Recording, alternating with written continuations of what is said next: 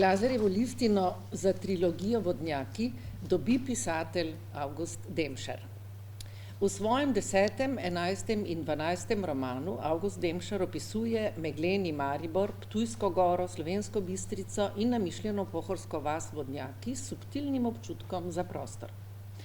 S pisanjem doseže, da po ulicah ne krožijo samo morilci, pač pa tudi pristen duh kraja, ki zaživi pred nami, večkrat tudi z dobro mero družbene kritike, ki za žanr kriminalk ni samoumevna, je pa značilna za literarno ustvarjanje Avgusta Demšarja. Njegovo pisanje odlikujejo tudi natančna analiza medčloveških odnosov, spretno zasnovano razmerje med kriminalno akcijo in usodami likov ter zlasti mojstrstvo pri enakomernem vključevanju številnih likov, ki imajo svoja življenja in niso samo kopija drug drugega. Avgust Demšar se je kot avtor kriminalk prvič predstavil leta 2007. Že s prvim romanom je opozoril, da se žanrskemu romanu na Slovenskem obetajo boljši časi.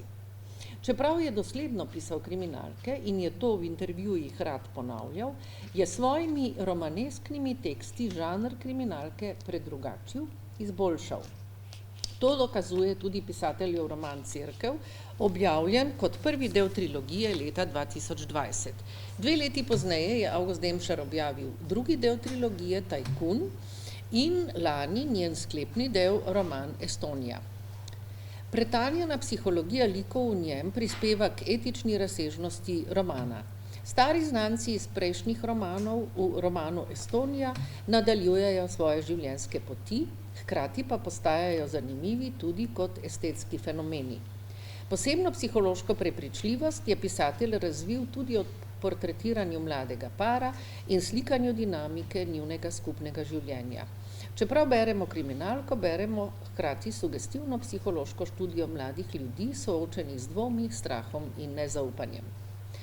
Trilogija Vodnjaki ni le obrtniško na visokem nivoju, pač pa v svoj osnovni ustroj na umetniško in domoznansko prepričljiv način vključuje več dimenzionalnosti Maribora. Prav ta Maribor pa je v TV seriji, posnet po Demšarjevih romanih, z izbranimi kadri izvrstno predstavil mesto. Avgust Demšar je sicer, kot vemo, docent za likovno didaktiko na oddelku za predšolsko vzgojo Pedagoške fakultete Univerze v Mariboru.